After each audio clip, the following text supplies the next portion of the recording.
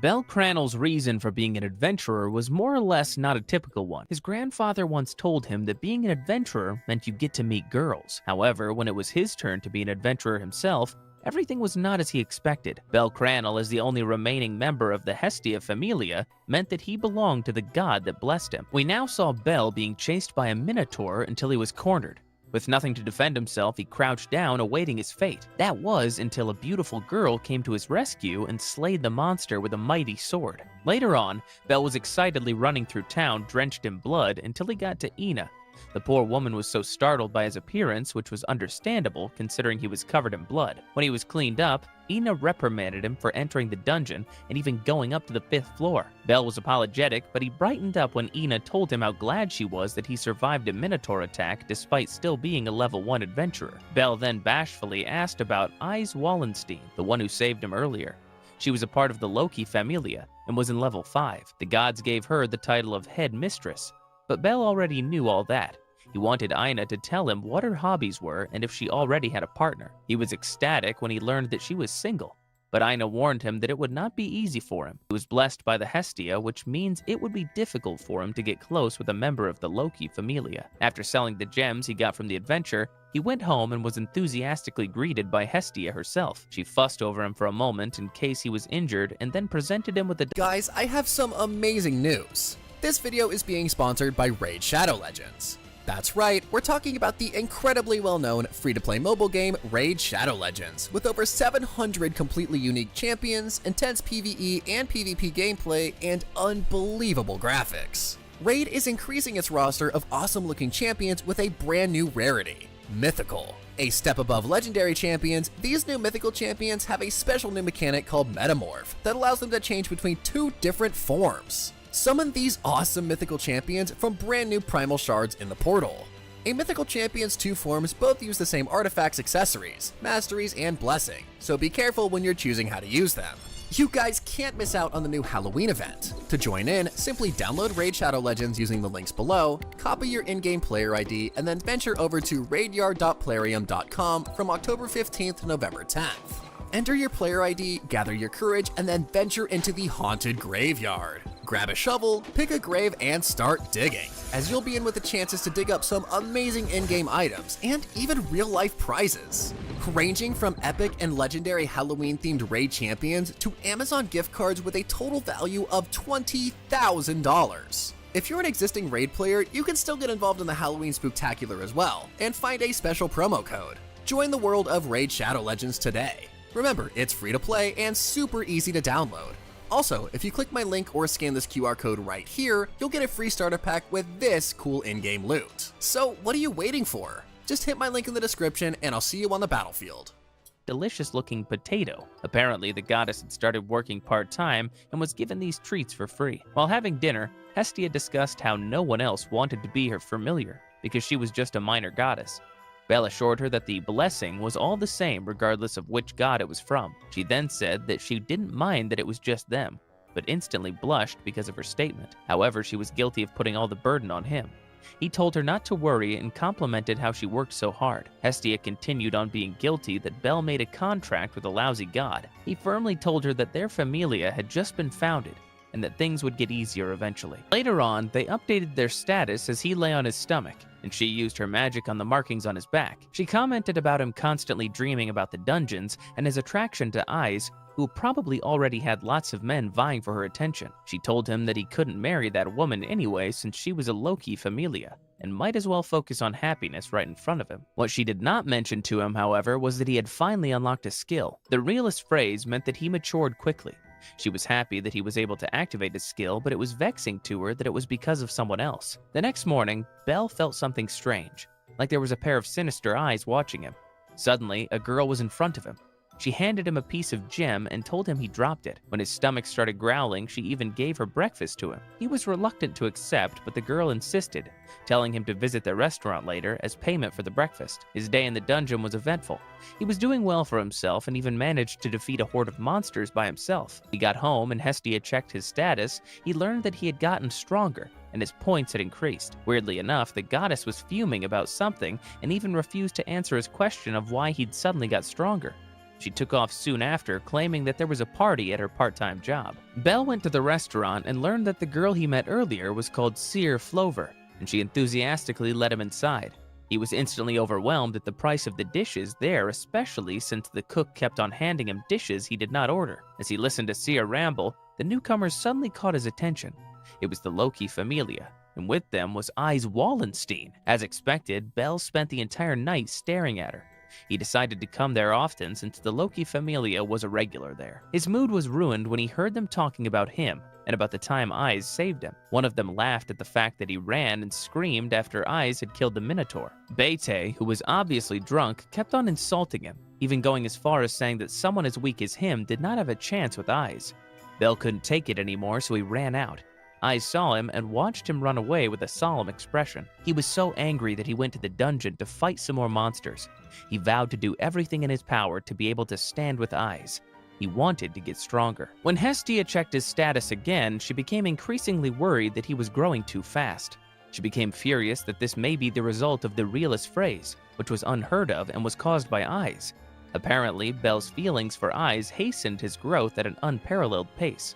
She was debating if she should tell him about his skill or not. She concluded that gods needed to be mindful of people's skills, but she told him about it anyway. She wanted to support him. Belle was surprised that his stats were increasing rapidly. Hestia expressed her worries, but she assured him that she would help and support him.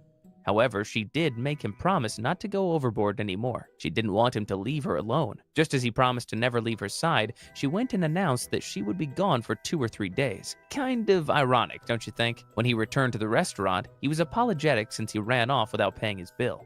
So he handed the payment to the lady in charge, and she told him that the only reason they did not go after him to make him pay was because Seer convinced them not to. Seer was enthusiastic that he came back, and she gave him food to bring his adventure again. The lady in charge reminded Belle that adventurers would not feed him if he only wanted to put on a show. Staying alive should be his priority. She advised him to just let others laugh and tease him, because at the end of the day, those who managed to return home were still winners. Hestia was attending a party with the other gods.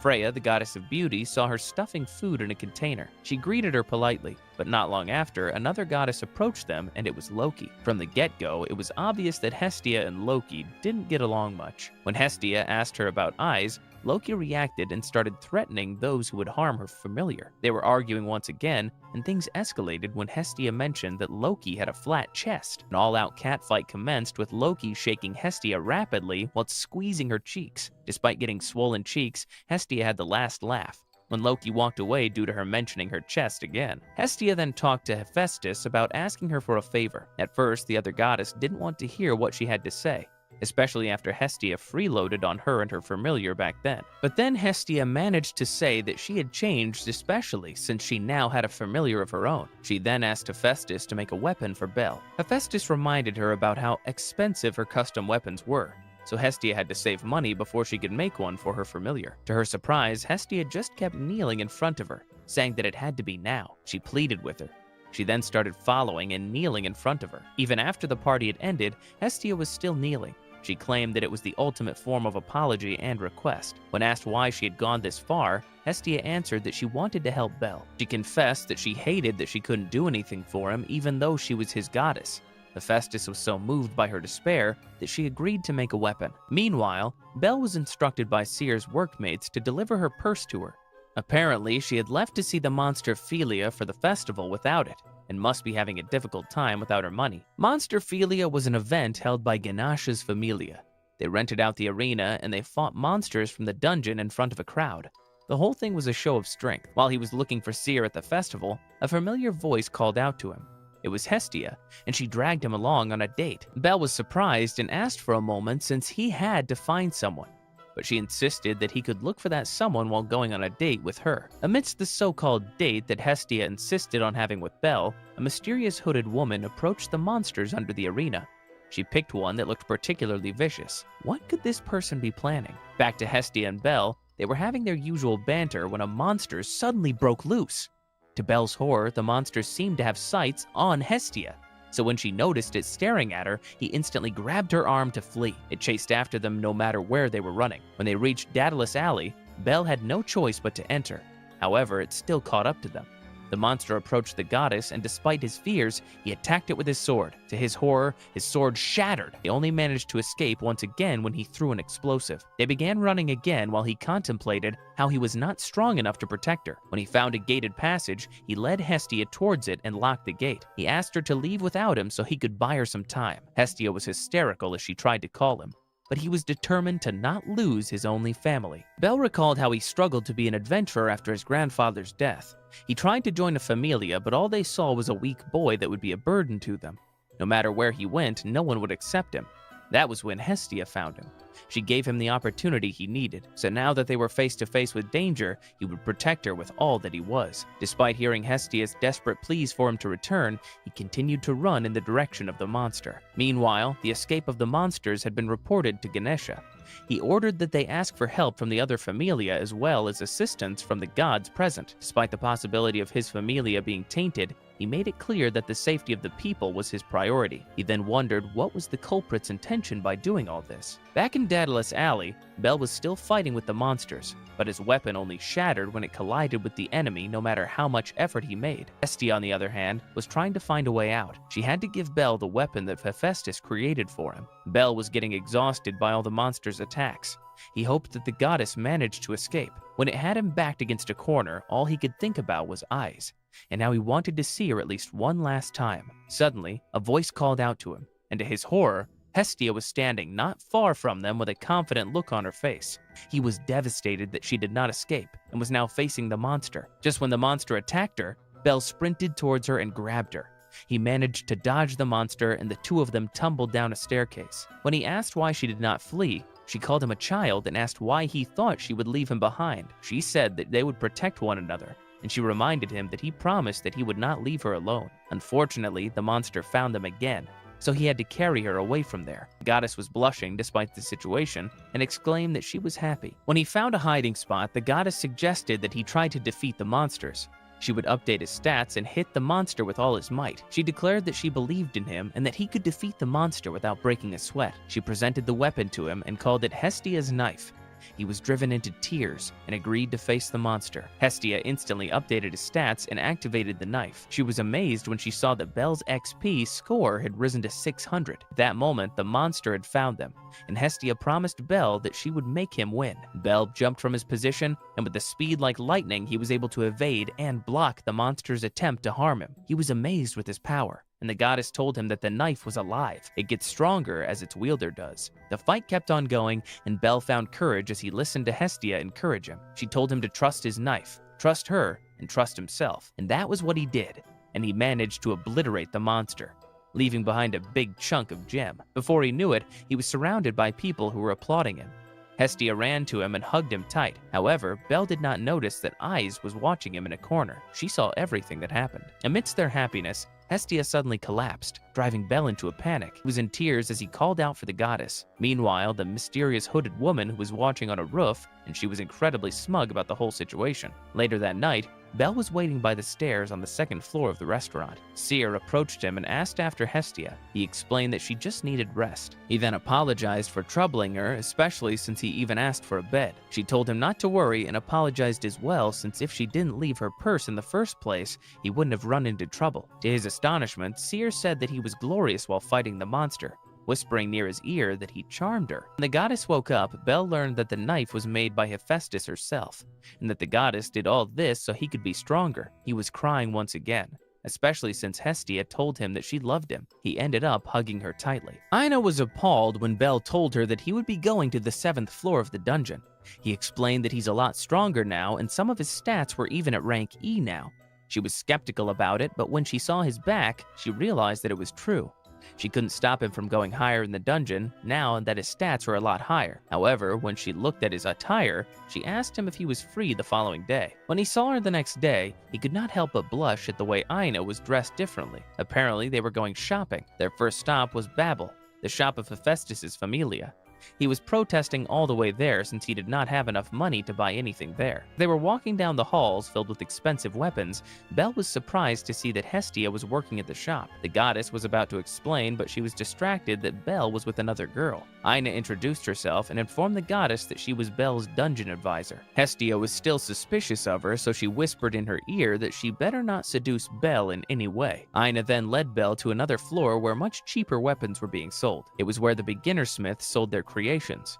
There were also dungeon loot sold there. While checking out the stuff there, he saw a light armor that he really liked. He decided to get it even though it cost pretty much all the money he had. It was late in the afternoon when they got back, and before they parted ways, Aina gave him something to protect himself. He refused to accept it, but she insisted that he have it for his own sake. She didn't want him to die like other adventurers she knew. He turned red and expressed his gratitude to her politely. Later on, a girl collided with him as she was running away from an adventurer. The man was about to hurt her with his sword when Belle used his knife to intercept his sword. The man was angered even more that he was interfering, but before he could do anything else, Ryu's voice made him stop. She had spoken quite menacingly, and the aura was unusually intimidating that the awful man backed away. Belle turned to look for the girl, but she was gone. He thanked Ryu instead, and she answered that Seer would be upset if he got hurt, so he better take care of himself. The following day, Belle was wearing his new armor, and he noticed that all the other adventurers had a supporter. At that moment, a voice called to him from behind. It was the girl from yesterday,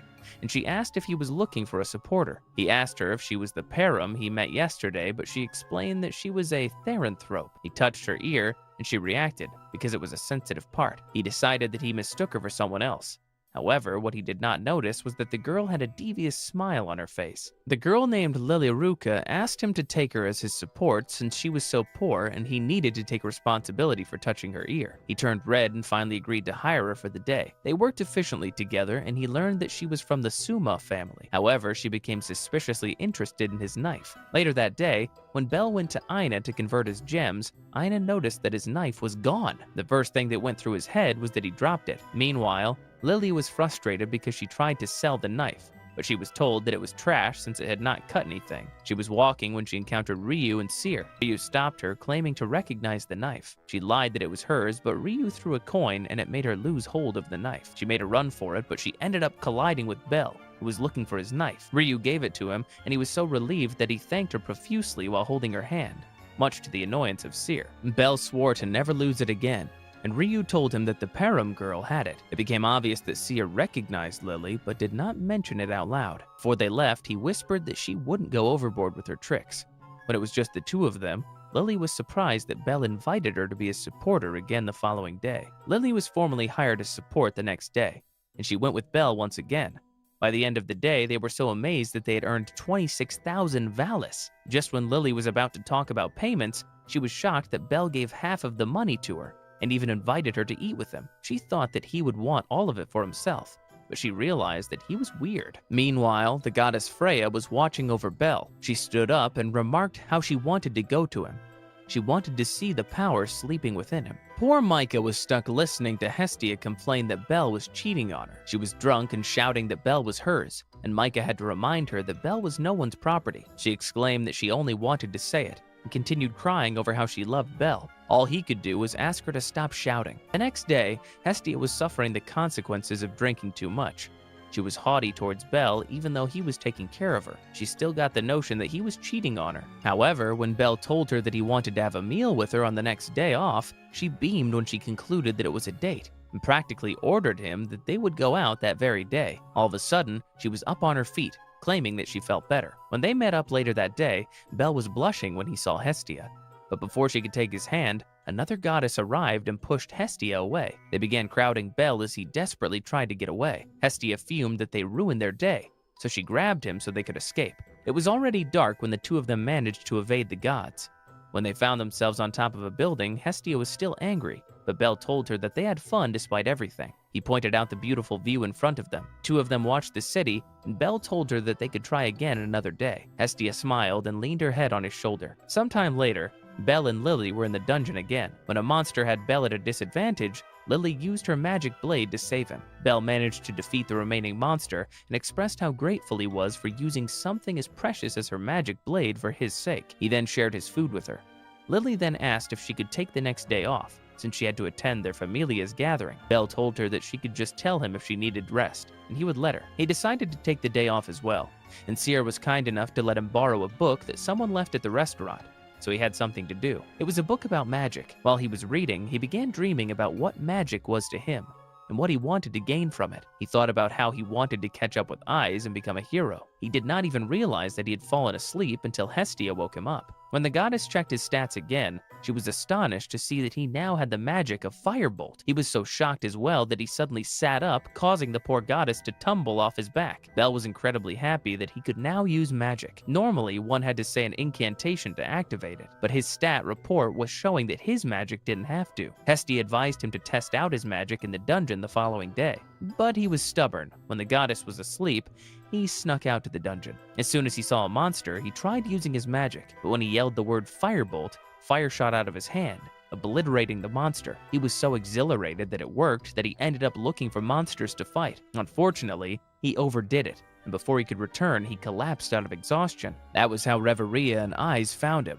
Eyes wanted to make it up to him after he was caught up in their mistake. When Belle woke up, he looked up and saw Eyes, who he mistook as his mother. He was lying on her lap while she stroked his hair. When he realized who she was, she panicked once again and fled. He got back and wallowed in self-pity until Hestia woke up. When she noticed the book he was recently reading, she was bewildered because it was an actual magic book. When Belle explained that someone left it at the pub, she was dismayed. The book lost its content once it was read, so Belle was worried about how he was going to pay for it. Hestia assured him that they'd make up a story that he never read it, but he stopped her. He apologized to Mia, the owner of the pub, but she decided that there was nothing they could do about it anyway.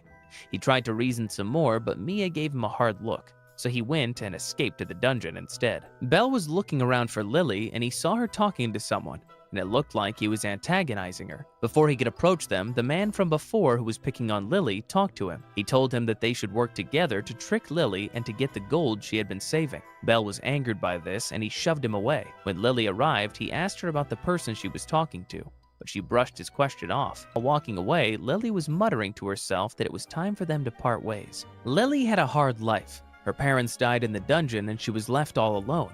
She suffered at the hands of adventurers who treated her with no respect. She was bullied, hurt, and ripped off. She had always hated adventurers. Meanwhile, Aina visited the Loki Familia to ask the goddess herself for information about the Soma Familia. Loki told her that those children did not worship their god at all, and what they worshipped was the alcohol that they created. That was why the members of that familia were desperate for money.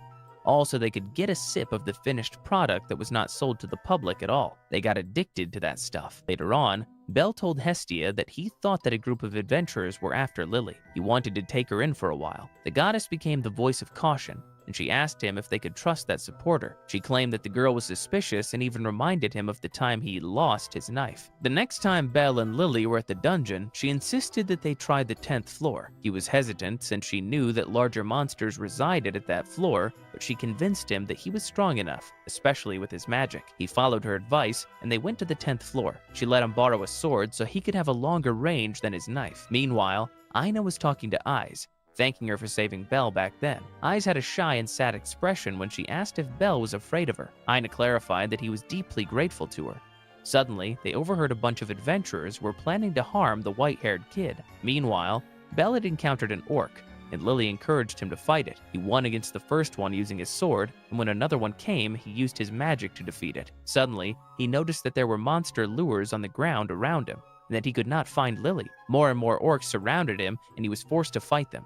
Out of nowhere, a hook was attached to the pack where he kept his knife, and it flew into the air. The person who caught it was Lily. She left him there, fighting for his life. As she was running away, the man from before had caught up to her, and he beat her up. He took her magic blade from her, and soon other men from her familia came. They betrayed their so-called leader and told Lily to hand over what they were looking for, and they would save her from the approaching horde of ant monsters. She handed them the key to the gnome bank where all the money was in.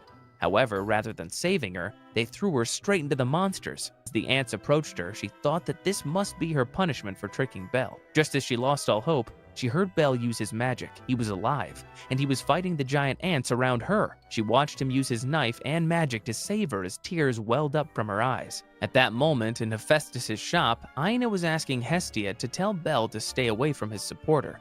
However, the goddess told her that it was pointless because Bel would not abandon her no matter what. He said that she reminded him of himself before Hestia found him. Back in the dungeon, Bel instantly asked if Lily was okay as soon as he defeated all the monsters.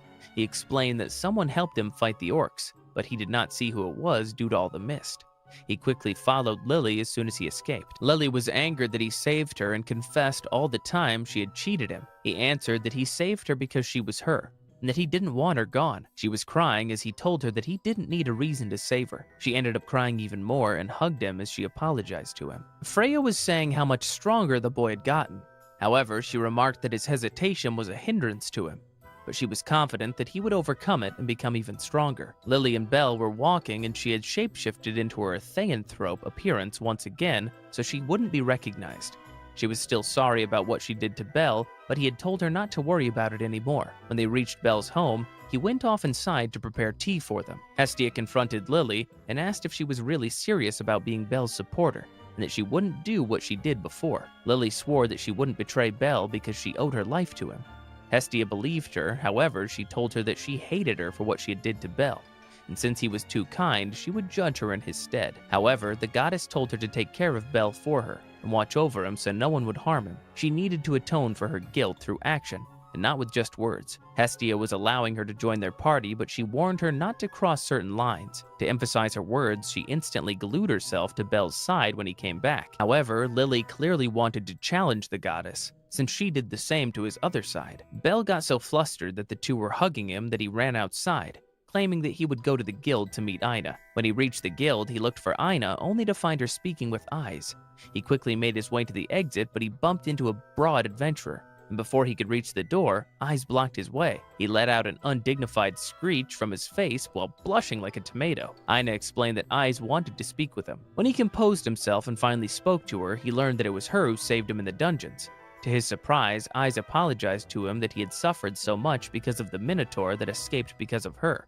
He told her that she did nothing wrong, and that it was he who had to apologize because he kept running away from her. When she learned that he had no one to teach him how to fight, she offered to do it for him. Eyes brought him to a place to train, and Bel was nervous about the whole thing, so he was stuttering every time he spoke to her. She then asked to see his knife and showed him some moves that he could use during a fight. But of nowhere, she kicked him straight in the face, and he flew into the air. She instantly apologized to him, but he told her that she had done nothing wrong. She then suggested that they spar. He had a hard time keeping up with her, but he fought as much as he could.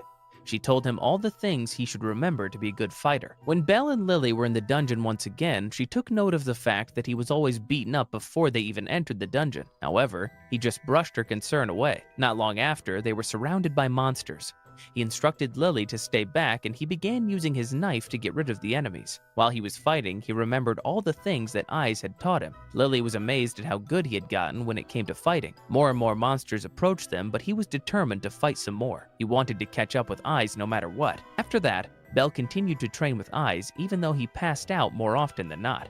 She eventually asked him how he got strong so fast. He confessed that he had someone he wanted to catch up to. She was a bit surprised, but replied that she understood him. Suddenly, she yawned and told him that they would practice napping now. She told him that it was training, but he thought that she was just sleepy. He was amazed at how fast she fell asleep.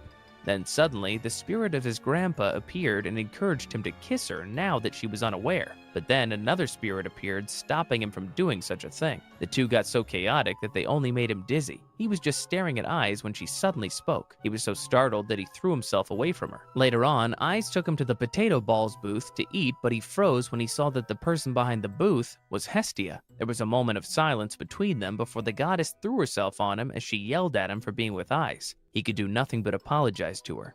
He later explained that they were only training for 2 more days, since the Loki expedition would begin by that time. She allowed him in the end, but not before threatening Eyes about doing something weird to Bel, such as seducing him. Bel learned that Eyes was actually a level 6 adventurer who even went as far as the 37th floor. He began thinking how far he was from her even though she was training him. He felt like he wasn't getting stronger fast enough. He was still reeling from his realization when Seer appeared and hugged him. She told him that she missed him, and it made him blush. However, he was tricked. because she wanted his help in washing dirty dishes since she was being punished by Mia for missing work. He decided to do it anyway since he needed something to distract him anyway. He was surprised, however, when Ryu offered to help him. They made conversation and he learned that she was a former adventurer. He asked her how a person could rank up and she replied that an adventurer must defeat something powerful to do that. She explained that it would be difficult for an average adventurer to pull it off, not unless they have special tricks or moves. He then remembered that Aiz told him that he did not have those. Ryu also told him that he needed a party to be stronger. Belle and Aiz were training once again,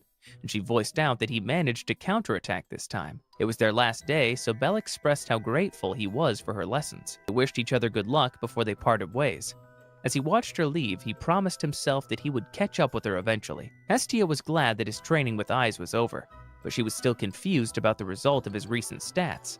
She tried to show it to him, but he was in a hurry to leave. It was apparent that something was worrying about the recent results. The expedition of the Loki Familia together with the Hephaestus Familia had begun.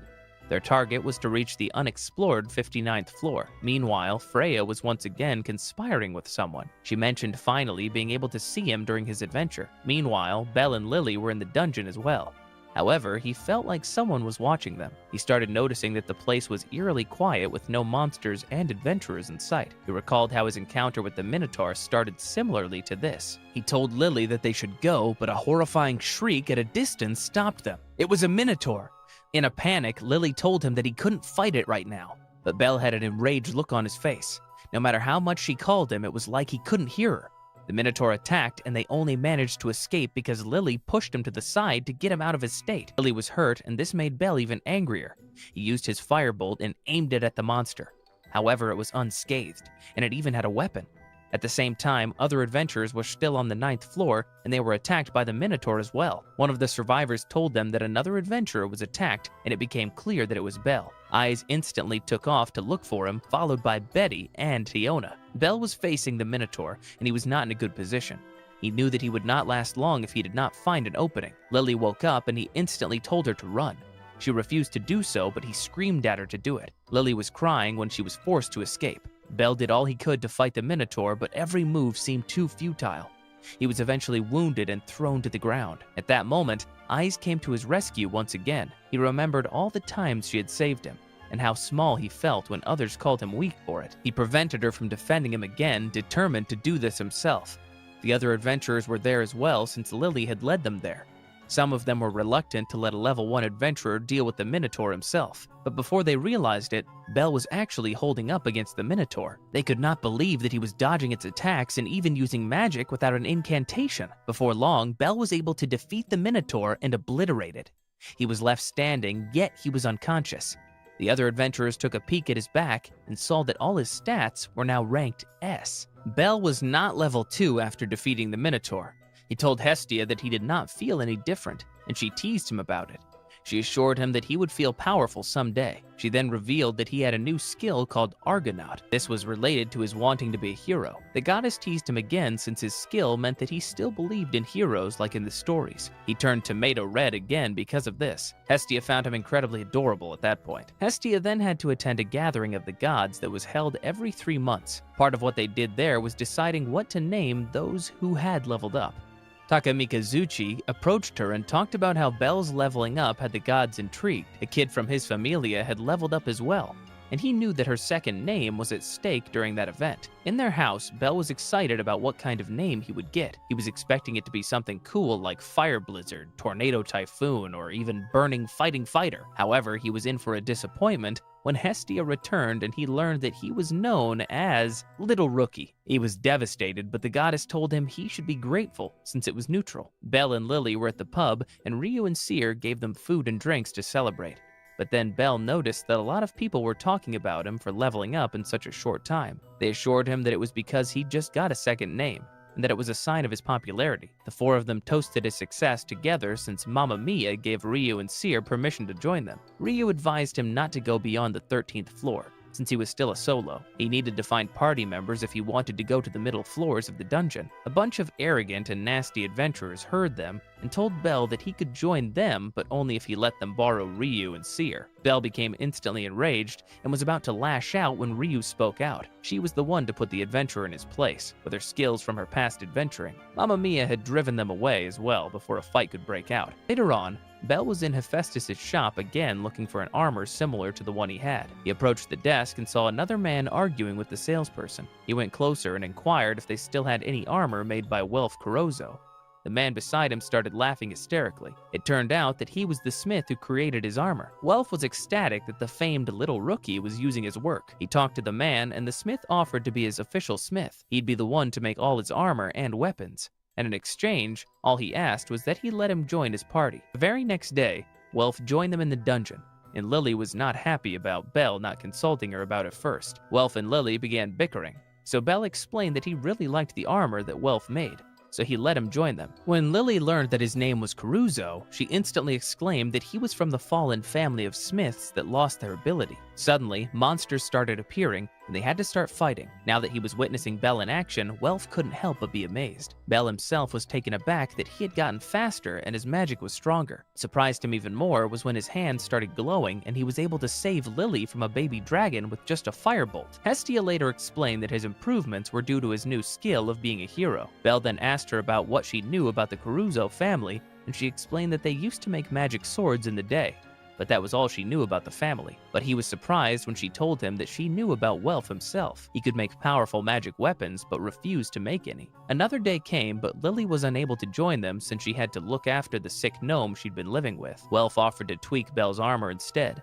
He took him to his workshop and showed him the weapons he had made. When he saw the dropped item from the Minotaur on him, Welf suggested that they use it as an ingredient in making a piece of equipment. While making the weapon, he stated why he did not like making magical weapons. It was because the wielder becomes spoiled by the power that when it shatters, they get left behind. By the end of the day, he had created a knife out of the Minotaur horn, and he called it Yushiwakamaru. Bell was heading off the dungeons to try the middle floor, and Hestia reminded him not to be overzealous just because he was not at level 2. He affirmed this and bid her farewell before going off. Hestia watched him leave with a worried expression on her face. Their first battle in the dungeon had turned out great. Their team worked seamlessly together even when faced with adorable but murderous bunnies.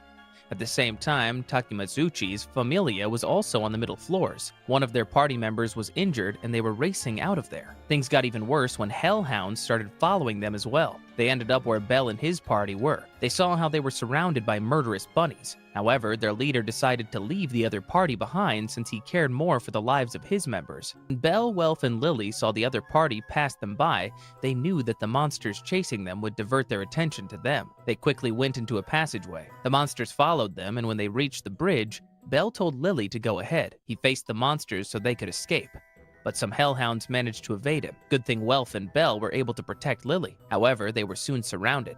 Suddenly, the roof of the dungeon collapsed, injuring Lily and Welf. They all managed to survive, but they couldn't find their way out anymore. Welf, the most injured out of the three, asked them to leave him behind if the situation got worse. However, there was no way that Bell would leave him. Lily then suggested that they could go down to the 18th floor and escape there since monsters didn't spawn there. She told them that they could tag along on some high-level adventures there to the surface. As the party leader, Bell chose to go deeper. Meanwhile, Hestia was forming a search party to look for them. The party from the Takamikazuchi familia was guilty of what happened, so they pledged to help her. However, there was not enough familia present since the strongest in the Hephaestus familia were in the expedition with the Loki familia. Then Hermes appeared with his familia, Asphi, claiming to want to help. When Hestia found out that Hermes was planning on going with the search party, even though it was forbidden for gods to do so, she insisted on going too. Meanwhile, Bell's team had encountered a horde of minotaurs. Bell took it upon himself to fight them off since Welf was getting weak from casting the spells used to repel monsters. He easily defeated 4 of them on his own. However, it cost him so much energy. Bell and his party were still fighting for their lives. However, they grew weaker the more monsters they had to defeat. Meanwhile, the search party was on the middle floors now. and Ryu was one of them. She and Asfi were taking out monster after monster. They eventually found themselves in the area where the roof collapsed. Hestia found a sword that belonged to Belle, increasing her worries tenfold. Ryu climbed over the pile of rocks and confirmed that the party was no longer there. Asfi concluded that the only way they were alive was if they went down to the 18th floor, which was considered a safe zone. Meanwhile, Welf was now unconscious after using one last spell to kill a hellhound. When he looked back, Lily had collapsed as well. He was the only one left to protect them, so he left Lily's pack and carried both of them in his arms. He found the passage to go further down, and with a moment's pause, he leaped while holding his teammates. When he reached the bottom, he dragged them once again until he reached the so-called Wall of Sorrow. He tried to run as fast as he could, knowing what horror was waiting behind the wall. But luck was not on his side this time, because the Goliath woke up at that moment. The giant set his eyes on them and pursued them. He ran and ran just so they could reach the last passage to the 18th floor. Just as the giant's hand was about to smash them, he leaped down. The next thing he knew was they landed on a grassy ground. Before he lost consciousness, he recognized a person standing over them. When he came through once again, he was facing Eyes. He was shocked to see him there, but she explained that her party was on their way up. When he saw that Welf and Lily were fine, he sighed in relief. She then took Belle to her commander, and he thanked them for saving him and his friends. He learned that they were staying there because one of their members was poisoned, and they were waiting for the antidote. Later on, Belle and Eyes were walking around, and he marveled why the place was so bright even though they were in the dungeon. He learned that it was because the ceiling was made of crystals. When Lily and Welf woke up, they were sorry for burdening him when they were unconscious. He stopped them from doing so since they were working as a team. They were interrupted when Eyes informed them that it was time for dinner. The commander welcomed them, and they were even applauded for their bravery. Out of nowhere, a familiar shriek was heard, and it was Hestia, who was tumbling down the passage. When she saw Belle, she was so relieved that she knocked him to the ground in joy. Tears then began filling up in her eyes when Belle apologized for making her worry. Belle only managed to stand up when Lily dragged Hestia off of him. Belle looked around and saw that Ryu was amongst them, but she gestured that he be quiet. Hermes then took that opportunity to introduce himself to him. The party that abandoned them apologized to them sincerely. Belle was kind enough that he was willing to accept their apology immediately, but Lily and Welf were not easily convinced. Sir Oka asked that they blame him since the rest were following orders, but he emphasized that he did not regret his decision. Seeing that tension between Welf and Oka was brewing, Belle told them that he would have done the same for his teammates. And so, Lily followed Belle's decision, and Welf declared that he would get over it, but he won't accept it. They discussed that they were to stay there for another day to wait for the Loki Familia. They bid their goodbyes, but Hestia called out to Welf. She handed him something that Hephaestus had wanted to give him. When he looked at it, anger became evident on his face. Meanwhile, Belle was looking at the crystal ceilings again when he heard Ai's voice right beside him. She explained that she followed him to make sure that he was all right. He began speaking nonsense just so he could tell her that he was fine. She pointed out that he always acts nervous. He only sighed when no coherent words came out of his mouth for a while. Moments later, she asked him when they were leaving, and he replied that they would go after them. Belle was astonished when she told him that there was a town there, and wondered what it was like. When Eyes asked if he wanted to go tomorrow, he agreed immediately. However, Hestia appeared and angrily exclaimed that she should be the one to invite him out. All he could do was apologize. She picked a fight with Eyes, warning her not to go on a date with Belle. To Hestia's utter disappointment, their supposed date had turned into a big group outing. They had to climb up a steep slope, and Belle ended up carrying her on his shoulders. When they reached the top, they were awestruck by how breathtaking the view was. The 18th was actually a haven for monsters, where everything seemed so peaceful. They reached the town, and it was made by adventurers. The products, even the most worthless ones, were irrationally expensive. Hestia bought a perfume, and Belle confirmed that it smelled nice. Lily remarked that she bought such a thing in a rip-off town, which makes a log of wood have more economic sense than her. They began arguing, and Hestia ended up asking Belle if he would like a girl that smelled like sweat. Eyes in the background sniffed herself consciously. The girls ended up agreeing to go to the lake later on. Hermes took the opportunity to ask Belle to have a conversation with him when they returned to camp. Belle did not know what Hermes was up to when he took him out to the woods. He was confused when he climbed up a tree and told him to follow. Turned out he wanted to peek at the girls who were taking a dip at the lake. Belle protested that they could not do such a thing, but Hermes told him that peaking was the spice of men's lives. He then got a memory of his grandpa saying the exact same thing. They struggled since he wanted Hermes to stop, but he ended up falling into the lake. When he resurfaced, he was surrounded by naked girls, and he turned red when he saw eyes there as well. He shouted his apologies and ran as fast as he could. He found another water source, and to his astonishment, Ryu was taking a bath as well. She almost killed him with her magic when she noticed him, so he apologized for the 100th time that day. When she believed his reason for being there, he questioned why she would do so easily. She told him that she shouldn't look down on himself. He accompanied her while she was picking some flowers. He then thanked her for coming to save them. She replied that she needed to go back there anyway. He followed her to a clearing where a mound of soil was erected with a flag and various weapons sticking on it, almost like a grave. It was the resting place of the members of the familia she used to belong to. They were trapped by a rival familia, and all of them died except for her. She confessed that she was on the guild's blacklist because she avenged her familia and annihilated those that did this to them. She declared that she didn't deserve his trust, since she was a shameless and violent elf.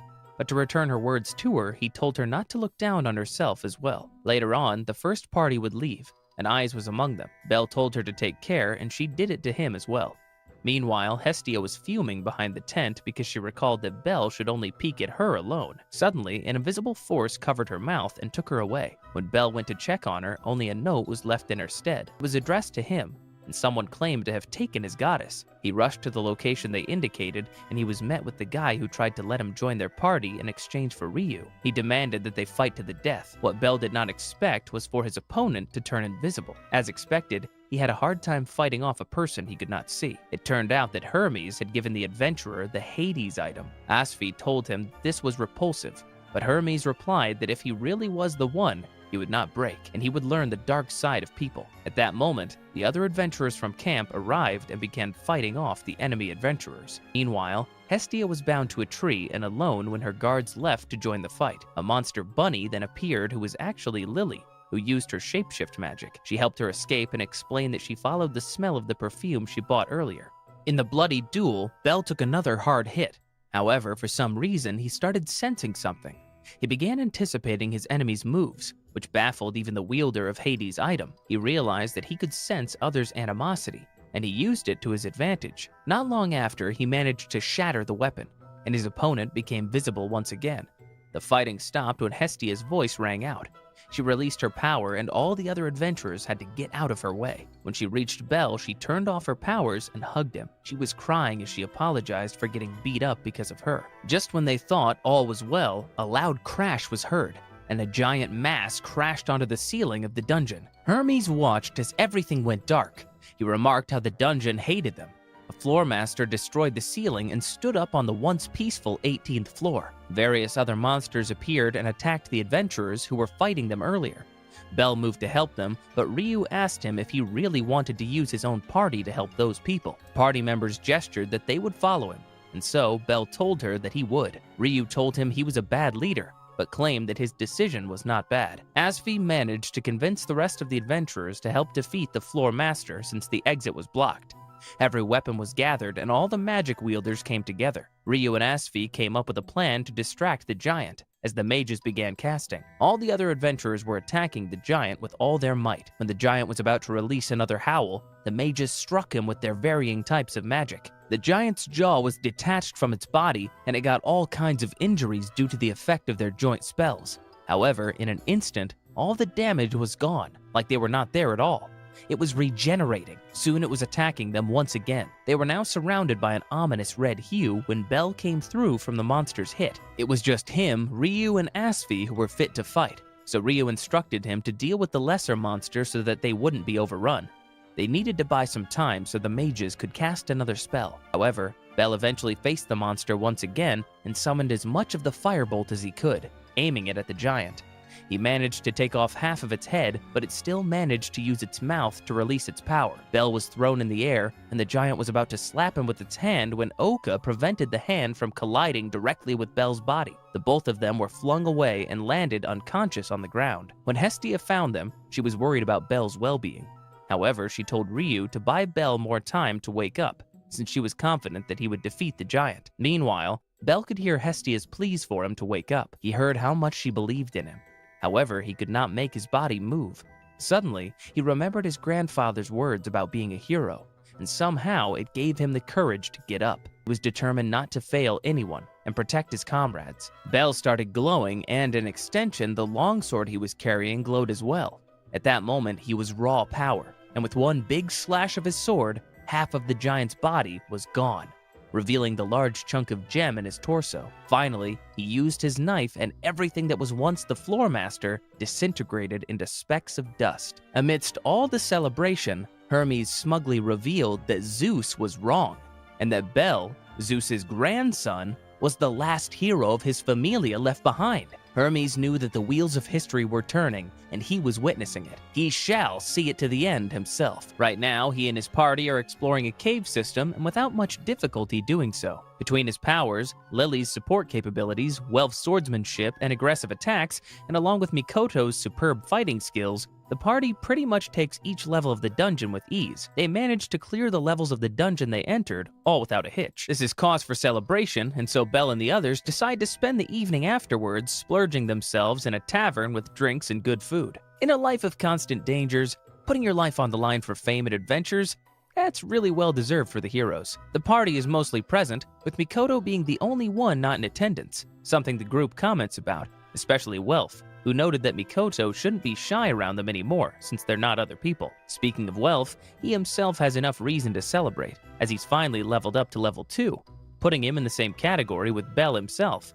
Although despite not leveling up, Bell actually did manage to gather some experience from the trip, prompting Welf to joke that he levels up too quickly. Although the possibility of the party breaking up due to their recent achievements arises, they decide to not talk about it that much, and have fun as friends for tonight instead. All seems well, right? But not for long, it's not. Despite Bell and his friends minding their own business in the tavern, a group of malicious-looking people with trouble in their eyes starts to engage in conversation with them, particularly a tiny little pipsqueak that looks like a lost 5-year-old boy who keeps on insulting Bell's party. Judging from their uniforms, Bell's group figures that these people are from the Apollo familia, looking to stir up some trouble. Insults come flying from left to right, ranging from making fun of them because the party consisted of members from a different familia, to Bell being a cheating rookie because he does indeed level up fast. Bell hears the insults and is a pretty timid guy, so with just his friend's words, he's able to tune out the provocation.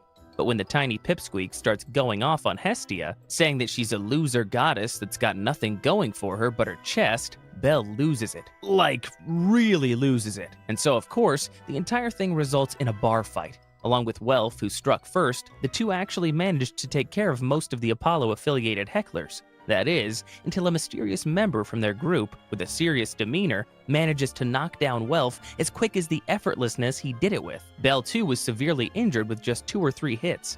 Fortunately for them, a random tavern drinker, who looks to be a man-wolf hybrid, gets angry with the fight and all the noise and loudly asks if they will stop. A strong man from Apollo takes this man into consideration and promptly leaves both the injured Bell and Welf. While leaving though, the man-wolf hybrid reminds Bell to not get carried away. Still, an unlikely hero nonetheless. The injured Bell and Welf were then sent back to Hestia, where the goddess had mixed reactions to Bell having a fight. All the same, she didn't scold the boy, and only reminded him to at least think calmly about the whole thing next time someone insults her.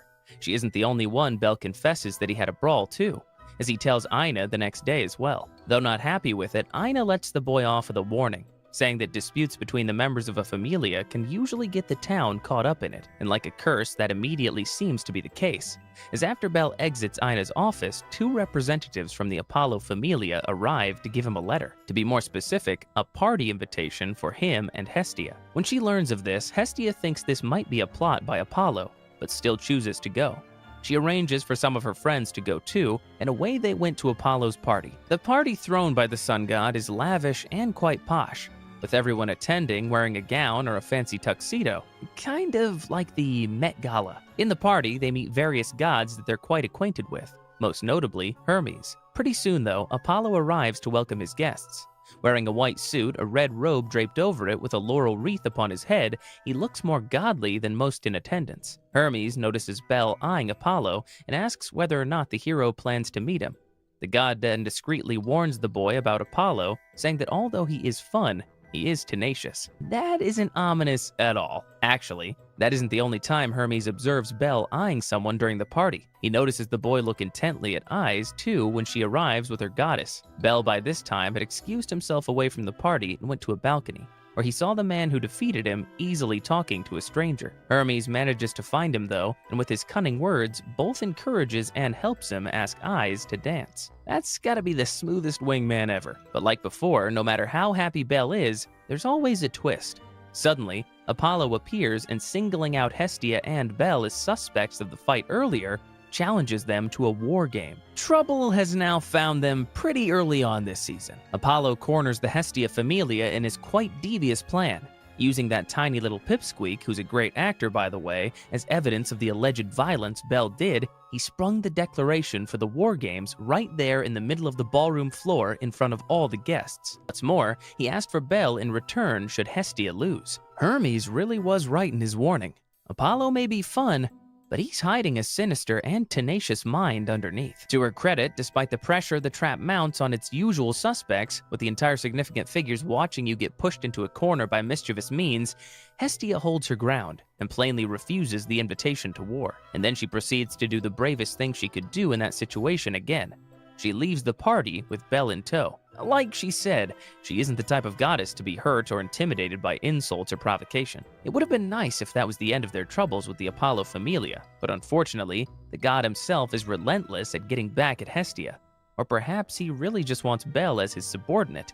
Or child? The very next day after Apollo's party and his declaration of war, Hestia and Belle find their house utterly destroyed, though they did not need much investigating on who's responsible. That's because surrounding their already collapsing house are the members of the Apollo Familia. Left with no choice, the goddess and her disciple are forced to abandon their home and flee their attackers. Seems an awful lot of effort just to force a goddess and her lone supporter into the war games. Anyway, Hestia and Belle try to flee to the guild headquarters in order to find some solace, but the constant pursuit of the attackers leaves them vulnerable and without much success in doing so. Thankfully, even though they are the only members of the Hestia Familia, they still have some outside friends that they can rely on. In fact, a lot of them even arrive to help them on this matter. With the arrival of Welf and Lily, constant companions in dungeon questing for Belle, as well as the Takamikazuchi and Maika familias, other god houses that they have a good, even friendly relationship with, Hestia and Belle finally get the lucky break they needed. But still, it seems the arrival of aid isn't enough for total victory, and it comes with a price as well. In the midst of all the fighting, Lily is confronted by none other than Zanus Lustra, the head and captain of the Soma Familia, the very family she belongs to. Perhaps there to chastise a member of her house for interfering and for being an active member in a scuffle that has no affiliation to their house, he makes her go with him, and Welf is left to wonder what she means with her very cryptic words. The blank look on Lily's face says it all. Meanwhile, Belle and Hestia hide for a moment to escape their enemies.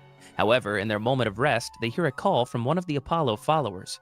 They will never stop, and they will always pursue them wherever they go. The goddess agrees with that, surprisingly, saying that they'll die if they stay here.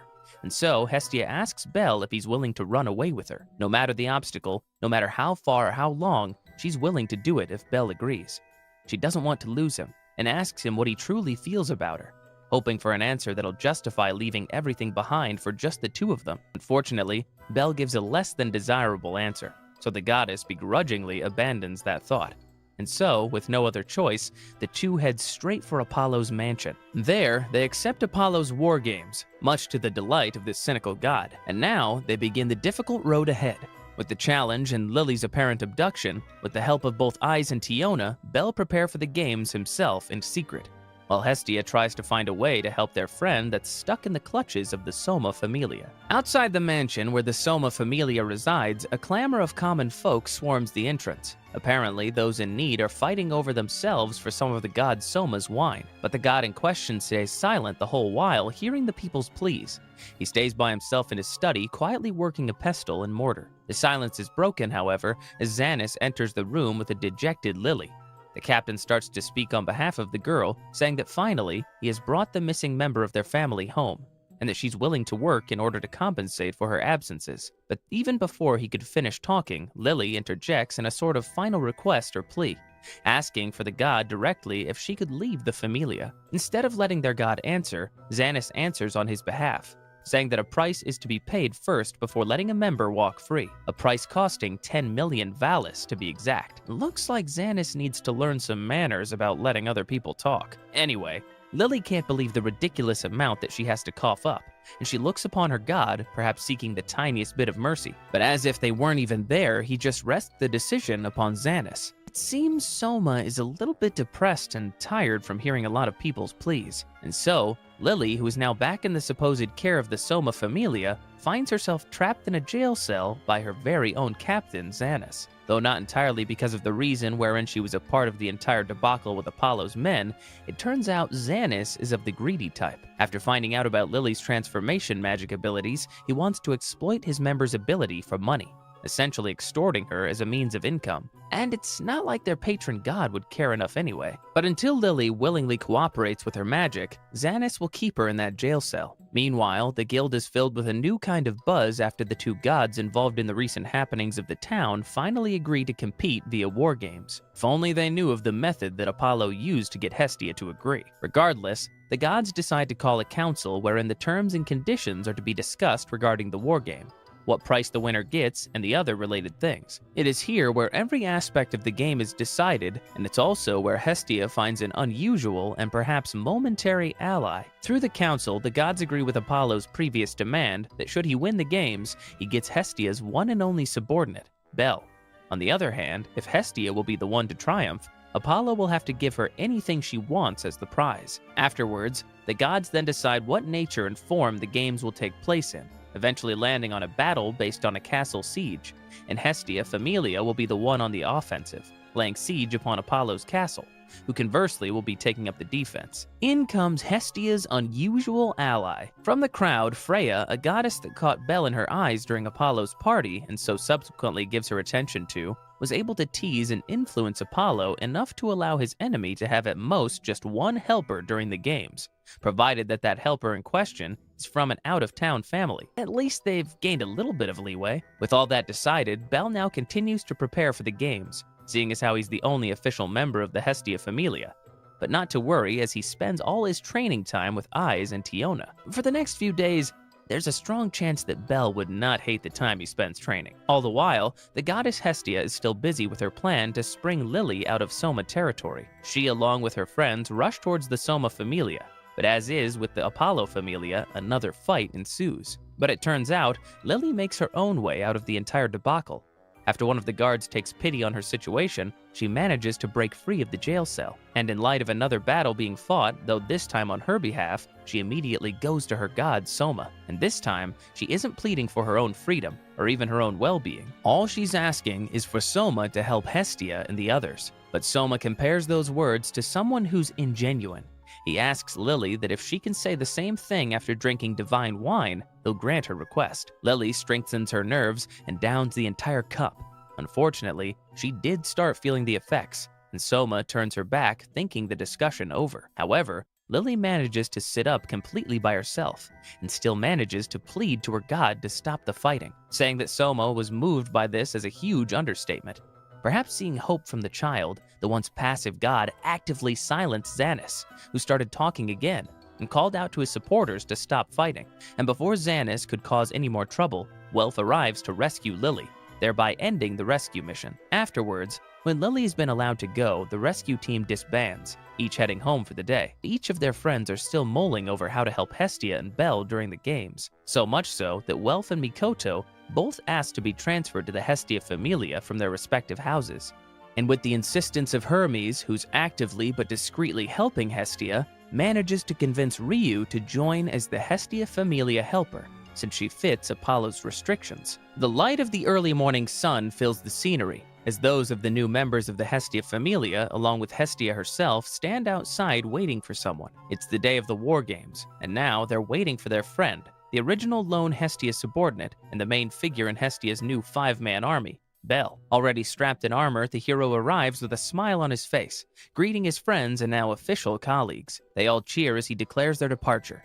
He leans forward to say goodbye to Hestia as the wagon begins to leave, right into the war games. For someone going against almost 100 men with just 4 of his friends, there isn't a single sign of worry on Belle's face. On the other side of this conflict, the Apollo Familia are busy with preparing their castle to be sieged. As Daphne, an Apollo supporter, plainly puts it, they hold all the advantage, as they only need to keep their general safe, and or defeat just 5 enemies all in 3 days. However, Cassandra, another member with what seems to be the power of premonition, dreams about the castle falling, and worries about letting one of their members enter the castle. In her words, it's the Trojan horse that'll topple their castle. If she knows so much, why not go to your captain directly? Anyhow, that one enemy she's so worried about, Luan, is the same little pipsqueak that started all this mess, was able to enter just in time as the castle closed. The preparations all in check, the gods are now gathering in the sky to spectate the battle. Naturally, Apollo talks and acts arrogantly, warning Hestia that she had better say her goodbyes to Belle already. Along with that, Apollo reminds Hestia that she'll be banned from Ororio if she loses the games. Even through all of that, however, she remains silent. Now the moment of battle begins, with Hermes televising the entire thing to everyone with his power. Bets are starting to flood in, with the odds heavily against the Hestia Familia. Since it's only the first out of 3 days, the soldiers guarding the walls don't expect much action today, especially since the games have just begun. But that's where they're wrong.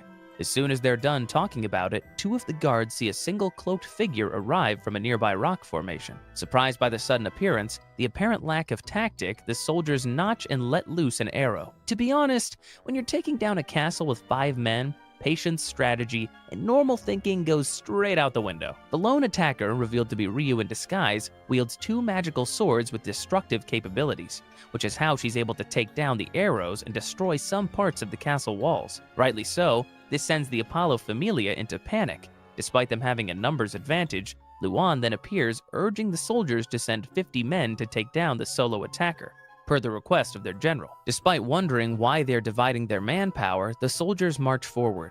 Coincidentally, one of the Apollo disciples' heads is also an elf, and seeing an elf use magic swords fills him with rage. The next to join the fray is Mikoto herself. Much like Ryu, she's also able to hold on to a large number of enemies preoccupied by just herself by using her gravity spells. With just 2 people, Hestia Familia manages to solve, more or less, the numbers problem. Now all they need is to infiltrate the castle, and it is here where Cassandra's dream and premonition comes true. Suddenly, and without explanation, Luan goes and opens the castle gates, where Belle and Welf are calmly waiting. Rather than an unexpected betrayal, it is revealed that Luan is actually Lily in disguise using her transformation magic. The 2 heroes thank their friend and successfully enter the castle. Welf, however, had to stay behind to take care of more enemies, specifically Daphne, who proves a formidable foe for the swordsman. By this time, Cassandra pleads with their general to escape and not meet the enemy, but the man is confident, knowing how easily he beat up Belle in the tavern all those nights ago. Unfortunately for them, Belle already has a way inside the throne room of their castle. He enters a room below, and with the efforts of his friends to get him there burning his heart, he calls upon the biggest firebolt spell he can muster, and destroys the castle entirely. In the ensuing fight, the general gets easily overwhelmed by Belle, and is surprised how quickly his improvements were achieved after their previous fight. The entire game was about to end, with Belle having a chance to land a knockout blow, but Cassandra intervening, giving her general enough time to fire a spell. This time, though, Lily herself now intervenes as well, taking care of Cassandra and making sure Belle could dodge the spell. Unfortunately, when the hero tried to counter the spell with his firebolt, it exploded mid-air, with him taking most of the hit. To everyone's surprise, though, he gets up, and the general, getting fed up with all of this, rushes in for the kill. And so, with Ai's words ringing in his ears, Belle waits for the right moment to counterattack, and successfully gets a hit in, knocking out the Apollo general. With that, Belle wins the games for the Hestia Familia. The results reach heaven as well, as a horrified Apollo could do nothing but accept Hestia's demands. Because of his actions, Hestia takes all his riches, his mansion, dissolves his familia, and bans him from Ororio as well. Wow, really running him dry there, huh? After the games, the new Hestia Familia arrive at the old Apollo mansion, where they will be making their headquarters. Hestia then reveals the new insignia for their family: flames and a cowbell to symbolize her and Belle. As she finally moves to a new familia, Lily makes her final goodbyes to her old god patron Soma. Not exactly expecting a reaction from the very passive god, she starts to leave after her goodbye, but unexpectedly, Soma replies, reminding her to always take care of herself. This makes for a rather teary-eyed farewell as Lily finally makes her way as an official member of the Hestia Familia. Speaking of Hestia, the goddess herself is waiting for Lily, and together, two enter their new home, Apollo's old castle. Hestia Familia is now officially living the high life. Soon enough, the remodeling, refurbishing, and redecorating of the mansion is finally finished. With that, the members of the family gather around their new table, remarking how much the castle really changed from before. Apparently, the entire room they're in right now used to be filled with just the statues of Apollo, for his liking. That doesn't sound the least bit narcissistic. Anyway, during their meal, Hestia proposes a toast. Not because of winning the games or because of Lily now being an official member, nor is it about their new home, as Belle suggests. Actually, now that their family has enough members, they all elected a new captain, Belle, who is oblivious about all this since they all agreed without his knowledge. Now with a new responsibility on his back, Belle accepts the challenge of being a captain, and also accepts the toasts from his patron and his friends. That's not the end of the good news, though. Hestia apparently had asked the help of the Goibnio Familia with the remodelings, and so was able to incorporate much of the members' requests into the building. Mikoto gets her wish for a steamed hot bath to be shared by her family members and separate from the men. Welf, on the other hand, gets his very own forge, complete with all equipment he needs. Although it costs much, as what Lily thinks, Hestia says that these costs are of no concern, since she wants to make the new members feel that they're all welcome. Speaking of new members, Hestia has decided that now's the time to open applications for possible Hestia Familia aspirants. Rightfully so, since their family is currently at the top of the world of gossip, with them being famous overnight. Sure enough, the next morning, hundreds of applicants arrived. Not even from just the town, but all over. This fact is something Hestia is proud of, adding to her ego about how their family is the best. That is, until Mikoto discovers an old scroll with a written and signed 200 million valid debt, addressed to the goddess Hestia herself. Hearing that the family they're excited with is buried under a huge amount of debt, that enthusiasm quickly fades, and soon enough, not a single applicant remains on their castle grounds. What's more, after thoroughly reading the debt charge, they learn that it's from Lady Hephaestus for the Hestia knife, the very same weapon Belle has been using all this time. And realizing he's been carrying around an object worth 200 million, Belle then promptly faints. No judgment there. The family then gathers to discuss their options, as they're now faced with outstanding debt. Although initially the goddess is adamant she will not accept any help from her kids, later that night she humbly asks for their help. She admits that she's a goddess with a debt problem, but still, she asks her family if they're willing to walk with her. Of course, everyone agrees in unison, and so the family, although small, laughs and enjoys their meal. Unfortunately, Mikoto's happiness would end soon after. She gets up and answers the person at the door, only to find Chigusa, who came bearing what seems to be bad news. Mikoto gets up from the family dinner, and without so much as another word, she heads to her room as soon as she informs the others that she's going to go to bed early. However, immediately after checking that no one else is in the hallway anymore, Mikoto bolts out of the mansion and out of the gate with lightning speed and ninja-like agility. Unfortunately for her, Belle, Welf, and Lily have already picked up on her sudden strange behavior, and were already waiting for her near the gate. It turns out she isn't as sleek as she thinks. The three decide to trail their family member, and they eventually see her meeting with Chigusa, and the two start walking together. To their credit, they don't even think that Mikoto is up to something bad against the family. Eventually, the two, along with Belle, Welf, and Lily, find themselves in the red light district. Welf seems to be able to carry himself a little bit better than Belle, however, who keeps on getting flustered by the beautiful women there. After some time, they eventually catch up with Mikoto and Chigusa. This results in Belle getting separated from the rest, and unfortunately, the others realized this too late as they were talking with Mikoto and Chigusa. Speaking of the two, apparently they had discreetly entered the district in order to find an old friend of theirs. To be honest, they weren't that discreet, since Welf and the others were able to track them. Mikoto in particular is in disbelief that their childhood friend of noble descent is now working in the district, and so decided to check for herself. But actually, a familiar face soon pops up, with him bumping into the god Hermes. The two ask each other why the other was there, but Hermes is pretty secretive when it comes to that. He, however, assumes Belle is there because he's at a certain age and promptly gives him a stimulant for men before leaving. Belle, flustered by what Hermes is suggesting,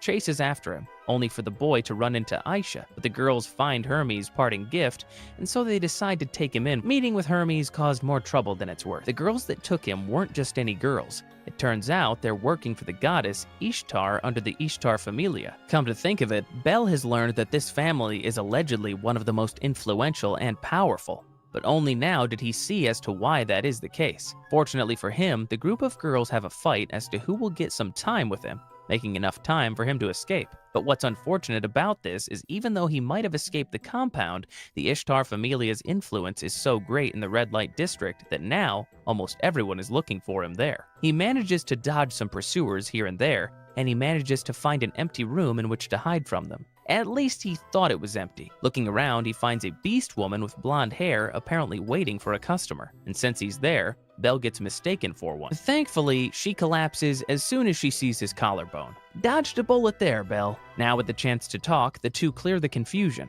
Bel explains his situation, and the girl, who introduces herself as Haruhime, agrees to help him escape when dawn comes. In exchange, however, she asks that they have a conversation until then. What a simple girl. It turns out the two have a lot in common, particularly their love of fairy tales and stories about heroes. Sadly, Haruhime confides that even though she dreams of being saved, just like the stories they're talking about, she knows she's unworthy to be given attention, since she works in a brothel. Being the gentleman he is, Bel tries to reason with the girl, but it doesn't do any good. Anyways, as she points out, it's already dawn. As she promised, she takes him to an escape route leading to a main street, and though hesitant, Bel eventually sprints to freedom. Meanwhile, the morning begins in Ishtar Familia headquarters with Hermes in bed after a night with the goddess. Through her means, she figures out Freya's interest in Bel, making her interested as well. Naturally, Hestia is less than happy to learn that Bel has spent the night in the red light district. Not only that, he did so alone. So really, it's too suspicious, even for Bel. Despite the others standing up for him, the goddess is relentless, even asking the hero if he did the deed there last night. When he tries to say no, Hestia pulls up the vial of stimulant from men that Hermes gave him.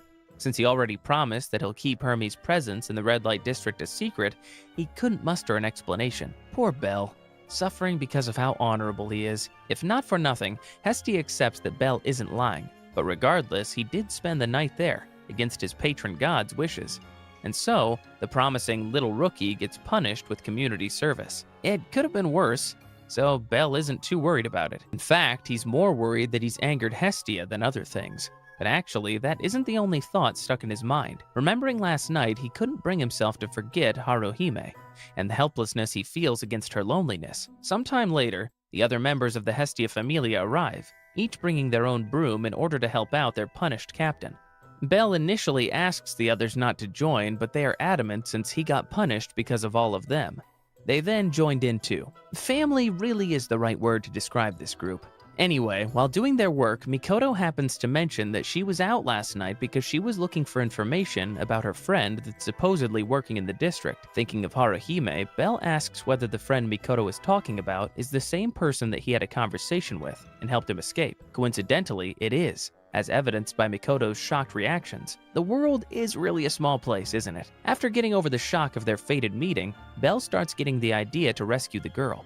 But even before he can form a full sentence, Lily stops him. He reminds the hero that their family had just gone through a war game against a rival family, so they shouldn't do something that puts Hestia in another awkward situation. Welf agrees, saying that their actions could cause danger to their faction, and so they shouldn't act irrationally. And despite it was her friend being talked about, Mikoto has no choice but to agree as well, resulting in the group dropping the topic as of now. Back in the red light district, Aisha checks up on Haruhime because the girl seems preoccupied. Though keeping her true intentions in check and still keeping her stone-cold personality, Aisha gifts the girl with some local candies from the Far East, so she really does take care of her. And right when Haruhime's spirits get lifted, Mikoto arrives, disguised in robes. Turns out, Mikoto didn't let the topic drop from earlier. Desperately trying to get her old friend to go with her, Mikoto calls out to her, hoping for something. But even though the girl's face initially showed that she recognized Mikoto, Haruhime immediately disregards her visitor, saying that she must have mistaken her for someone else. All the while, Aisha listens to the entire exchange around the corner. The next day, Mikoto admits to visiting Haruhime the night before, but only to Bel. The two rack their brains on how to break her free, but they didn't need to think much apparently as they spot Hermes lurking from behind. It turns out the god is concerned for Bel's well-being, simply because it's mostly his fault that the Ishtar Familia is now actively interested in him. But anyway, after telling him of their situation, Hermes advises the two that it's entirely possible, but not in the fighting way. Prostitutes are allowed to be sold in the red light district, and so much more so if she is not a fighting member of the family. Belle and Mikoto rejoice at this news, because as adventurers they can easily earn this money for Haruhime. They only need to explore the dungeons more. Unfortunately, as a recurring theme in this series, it's usually not as simple as that. The group, while exploring, gets caught in the ambush set up by the Ishtar Familia, and in a one-on-one confrontation, Belle falls in combat to Aisha, who swings her sword down for a final blow. This episode picks up right where it leaves from the last one, where a high, intense, action-filled situation is where Belle and his friends find themselves. As Belle takes Aisha one-on-one because of the ingenious plot of the attackers to separate him from the group, the Ishtar Familia warrior can be seen with a visible glow encircling her body. Perhaps this has something to do with the fact that she's able to press, corner, and overpower Belle with ease, even though the hero is no slouch himself. Belle falls on his back, and Aisha swings her huge sword down to strike the final blow, when Mikoto appears and manages to block the attack for him. The Lady Samurai's quick reflexes save the day. Unfortunately, this means that both her and Belle are now stuck in enemy territory, and soon enough, the emerging Ishtar warriors end up being too much for the two. Later, Mikoto and Belle are seen knocked out. Although Haruhime isn't part of the fighter group, somehow she's on the battlefield. The girl then recognizes the hero, and she expresses her sadness in helping Familia take down a person that was nice to her. What's more peculiar is Haruhime's presence on the actual battlefield. Although the captives were taken back to Ishtar's palace, one of the prisoners was missing in the jail cells. That particular prisoner being Belle, who wakes up chained to a wall in what seems to be a torture room, with Firni being the only other person there. It seems, judging from the setting, Firni's intentions are very clear. Disgusting. Calling it her special dungeon, she fawns over the boy, licking his face and proclaiming that he's one little snack. The entire thing was about to start too, and a good thing that what Firni is looking for did not manifest physically for Belle. And so the frog-looking captain of the Ishtar exits the room momentarily to get some stimulant, giving Belle enough time to escape. Unfortunately, the chains were on pretty hard, and so Belle could only struggle as the door creaked open again. But rather than the familiar toad-looking face to pop up, Haruhime arrives instead, much to the joy of Belle, who is crying from happiness. The Reynard then risks her life and the possibility of incurring wrath from her captain by setting Belle free. What's more, she even freed Mikoto beforehand as well. Meanwhile, the surviving members of the Hestia Familia gather at their mansion in order to discuss the recent abduction. Even Takamikazuchi joins because Mikoto is one of the victims. The group gathers that this is the work of the Ishtar Familia, but they can't figure out as to why Ishtar would single out Belle as a person of interest. Thankfully, Hestia remembers the conversation the two members who were kidnapped had with Hermes, particularly something about a slay stone or some sort. And in an even greater stroke of luck, disregarding their current situation that is, Takamikazuchi recognizes such artifacts. Now, much of the pieces of the entire story start to fit. Takamikazuchi states that the stone is used to seal the souls of Reynards in order to harness, manipulate, and activate their innate magical prowess. Knowing that the two are connected to a Reynard from the Ishtar Familia, they figure that that's the true culprit. That's some good detective work. Back at Ishtar's palace, Mikoto is able to figure out the same thing they did, and so immediately goes to ask Haruhime about it. Girl in question, however, is now leading Belle away from a district on another secret road. Again, that is. But this time, Belle finally has the courage to ask her to come with him, as he will rescue her from that place, the same way heroes do in all the stories that they liked. Though happy from his offer, Haruhime merely smiles and thanks him for letting her hear such words. That's when Mikoto arrives and confronts her old friend on whether she knew about the entire ritual wherein she's being sacrificed. Despite not answering directly, Haruhime's expression is a dead giveaway.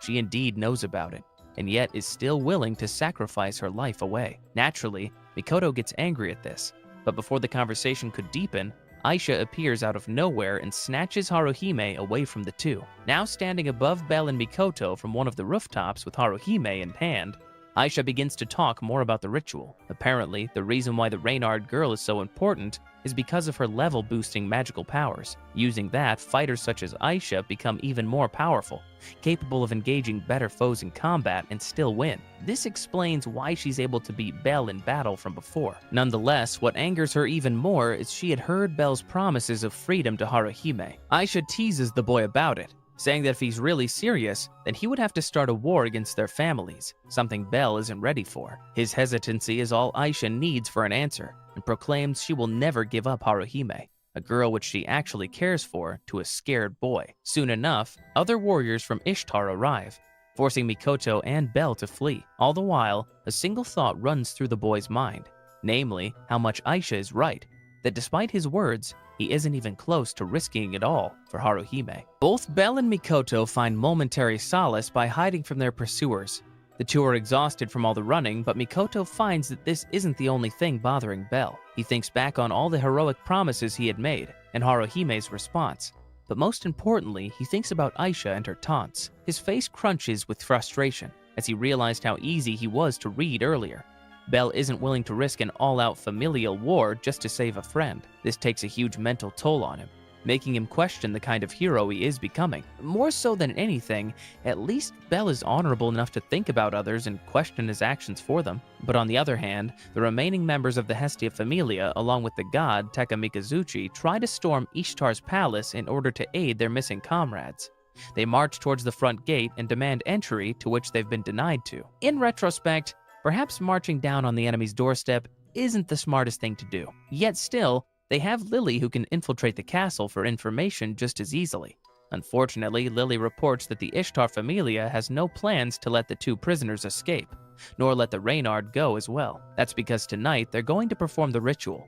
The only hitch the women experience, especially Finri herself, is the fact that their prize, the little rookie, still hasn't been caught. Unbeknownst to them, they need not look any further. Belle thinks long and hard about his current dilemma, and due to Haruhime's ritual, less and less enemies are sent to pursue them, giving them a prime chance to make their escape. But as Mikoto makes Belle aware of this fact, he turns his head to answer, saying he isn't really thinking about making a break for it, and says an apology because he's going to go back and save their friend. Naturally, Mikoto warns him of the very thing that prevented them from doing so in the first place, saying that a familial war is sure to happen if they interfere. Yet still, Belle has already made up his mind, determined to not let the situation define what kind of hero he's going to be. Finally, Belle acts as the hero he can truly symbolize. So now, the two steel their nerves and decide to go back and save Haruhime from the ritual. But this time, they play the opposite of their strategy during the war games. Now brimming with power and determination, Belle rushes forward first, shooting his firebolts along the way and attracting as much attention as possible. All the while, Mikoto makes her way deeper into enemy territory to try and save her old friend. Unfortunately for Belle, as he's making his way through the castle himself, he encounters the one goddess that caused all this trouble just to get him, Ishtar. How come Belle finds the goddess first? Anyhow, in an effort to justify all her actions, the goddess reveals her plan to start a familial war with the Freya Familia, and to take down the so-called Queen Goddess from her supposed high throne. And since allegedly Freya has taken a liking to Belle, to the goddess Ishtar, he's just a means to an end, and so starts to seduce and charm him using her magic. Unbeknownst to her, and much to her confusion, she finds him immune to all her charm, and it's here where she discovers Belle's realist Frey's magic ability, and the very reason as to why he's such an interesting human. In a much quicker explanation, Belle's just built like that. And while all this unfolds, the very topic of conversation, the Freya Familia, observes like they always do from just outside the city. Will Freya finally make her move? Meanwhile, Mikoto is finally able to reach the place where Haruhime's ritual is going to take place. Everything is set, down to the sacrifice and the blade to be used. The only stroke of bad luck Mikoto has at this point is the fact that the ritual is attended and guarded by most of the Ishtar warriors. Samira gets first dibs on fighting the intruder, and she proves too powerful an opponent for Mikoto. At first, the ninja is able to keep her fight alive with her speed, but soon enough, the power gap between them surfaces. The ninja gets beaten almost to a pulp and is weakened right down to her knees.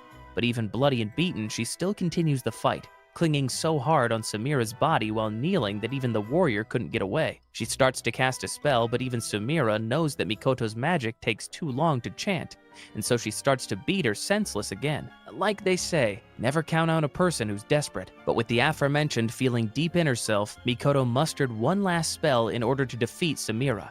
But making her mana go berserk in an explosion, she's able to clear a path for Belle before being thrown from the castle from the shockwave.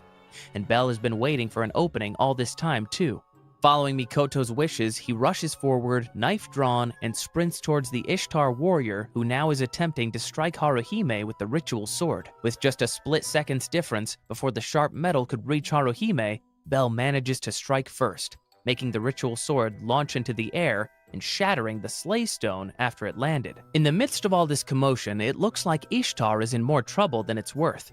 Ishtar notices that around the outskirts of the city, the Freya Familia has started to attack, led by the goddess herself. Fires and destruction break out around the Red District as a confused Ishtar watches her territory be destroyed. Freya has chosen the right time to strike, with the Ishtar Familia, although powerful, being divided by the day's current events, namely both the ritual and Bell's escape. It's not for nothing. Freya really is cunning. Now back to the heroes at hand, Bell has now finally cleared Haruhime from the danger of being sealed. And now, all he has to do is save her from herself. But a conditioned and brainwashed prisoner, Haruhime truly believes that she isn't worth all the trouble both Mikoto and Bell had just endured. There is also no way her life is worth saving, which is why she resigned herself to the ritual, if not but to perhaps have a sense of purpose in life. It took Bell's compassionate words to stir the Reynard's heart, and to make her stop thinking that she should abandon all hope at this point in her life. Finally, he gets her to ask for help, and Bell, naturally being the hero that he is there to do so. Unfortunately for him, he makes himself a visible target by just showing up right in the middle of the gathering of the group that abducted him. Of course, the girls are in a fit of rage to get him, but one in particular has ironically, a date with him. Fearney, who is now looking at her escaped prey with so much trouble right in the eye, goes into almost like a frenzy when engaging Bell in a fight. Right now, she has never looked so much like a toad that got mixed with human DNA. Kind of like a Teenage Mutant Ninja Turtle, but this time, it's no longer a teen. Anyway, Bell has the upper hand in battle as of now. With Haruhime on his side, the Reynard willingly gives him a level-up boost in power, making him exceed level 3. With that kind of power-up, Fearney and her disgusting and perverted face is no match, and she ends up falling through the cracks and rubble made by the destruction caused by the attacking Freya group. Yup, if you think they're safe now, think again. Immediately after, Aisha shows up before Bell can take Haruhime anywhere, and demands a fight before he can consider himself her savior. It's quite sad how Aisha wants to care for Haruhime, but can't, and is stuck following orders due to Ishtar's charm magic. Meanwhile, on the side of the conquering and attacking Freya army, Otar marches with some of his men. The army argues that although in a sense they're taking care of his enemy, they will not outright help Bell because of jealousy for hogging Freya's attention. The captain doesn't even skip a beat, saying that his men are free to do as they wish so long as they're able to cut off Ishtar's escape route. Although he suddenly stops near the side of the road and without a word, sprinkles some potion in the grass before leaving. It turns out he had seen the injured Mikoto lying there and had healed her discreetly. On the other hand, as the Hestia and Takamakazuchi families have made their way through the district, they come across destruction and some of the central figures in the attack. But as Hestia reiterates, they have no other goal there but the same ones they have before the attack. And in fact, even Hermes himself is spectating the entire battle. But as he said before, he declares that Bell will be the last hero. What could Hermes mean by those words? Speaking of Bell, he finally manages to break the deadlock of the fight between him and Aisha, who notably without the level up boost, is classified as level 3, the same as him. Finally, as he uses his Argonaut ability, Bell manages to win the fight, and so he now proves that he isn't just a scared and cowardly little boy, but a man. A hero that's there to save the little girl Aisha cares for. Now, at the climax of the other battle that's raging in the district, Freya herself has Ishtar cornered, with no chance of escaping. The desperate goddess, in a last-ditch attempt to secure her life, Ishtar reveals Belle's secret ability, the realist phrase, to Freya, knowing her interest in the boy. Rather, such an ability only increases her interest, rather than anything else. And with that, Freya slaps Ishtar, making her fall from the castle tower, killing her before she's recalled to the heavens. So much for being the queen god usurper.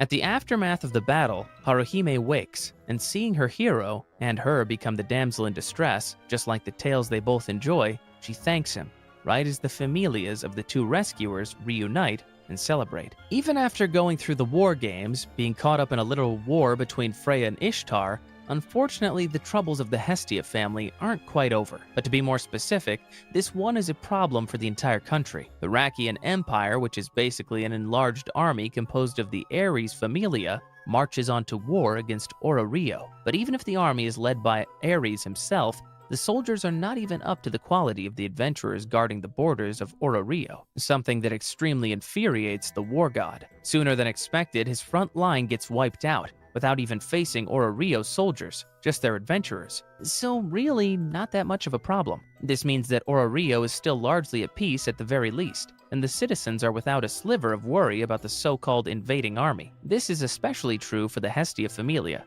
who by this time are bidding farewell to Aisha and the other former Ishtar family members who came to see Haruhime off at their mansion. It turns out, Haruhime isn't really a prostitute. She just believes it. The truth is, like she did with Belle, she faints every time she sees a man's skin. So, a whole lot of trouble could have been avoided if this information was given earlier. Anyways, Belle and Hermes meet in the tavern to talk about recent happenings, to which they even discuss Haruhime's recent induction to the Hestia familia. Hermes happily notes that it's a happy ending for everyone, and yet, he has something to share out of the blue. Mid-conversation, he mentions something about the 3 great questa assigned to humans, the first 2 of which, the Behemoth and the Leviathan, have already been defeated by the strongest familias in history, the Zeus and Hera group. Unfortunately, according to Hermes' tale, despite the 2 families teaming up to take the 3rd monster, the Black Dragon, they still got wiped out. That took a turn for the worst. But ending on a cheery note, Hermes likens the situation with Haruhime, that the world is still waiting for its hero, possibly again referring to Belle. After their meeting, Belle heads home, where he checks up on Haruhime and her acclamation to becoming a housemaid. Even though their conversation is admittedly nothing of that flirty sort, Hestia still gets jealous. This leads to her ban such ridiculous things like holding hands and relationships between familia members. She's gone full berserk. Of course, Lily meets these rather unnecessary demands with complaints, and so the 2 fight. But actually, Hestia then tries to discreetly confess her feelings to Belle. Unfortunately for her, she did so without revealing her true intentions, and Belle is a pretty thick-headed guy. When Belle answers he will not engage in a relationship with a goddess because they're meant to be worshipped, Hestia angrily storms off, without telling anyone where she went, though not before knocking out Belle first. When the boy comes to, the other family members explain that although unintentionally, he may have been too insensitive to her. Because of that, Belle chases after the goddess. In a stroke of bad luck, it seems Hestia really did a good job at not wanting to be found, as the boy circled the town without so much as a sight from her. Instead, Belle wanders into Miak and Hephaestus drinking in a cafe. When the 2 gods saw his concerned expression, they asked him to join and explain the whole thing. The 2 gods seem to know a whole lot about what just happened, and all they can advise to Belle is to never be afraid of a god's love, no matter the differences a deity and a mortal might have. Or maybe he just needs to read women a little better. Back to the Rakian Empire, Ares along with his advisor Marius rake their brains on how to go about the war. Marius, who seems like a level-headed guy, advises his god that they should go home. But apparently, Ares is as hard-headed as he is muscle-brained. The god mischievously devises a plan in which he himself will infiltrate Rio with a few men and take one of the gods as hostage. And in a bid to start his ingenious plan immediately, he rides off without further consultation. But even Ares can get lucky sometimes. Right when they're lining up to enter Rio, they pass by Hestia, who is on her way to help out collect ingredients for a local townsfolk. Being from the same race of gods, the 2 recognize each other and Ares immediately kidnaps her. It didn't take long for this news to circulate, however, as the adventurers prepared to give chase immediately. Luckily, Belle meets Eyes on her way there, and so is given a chance to participate in the rescue. The group manages to catch up with Ares and is actually doing a pretty good job with the rescue.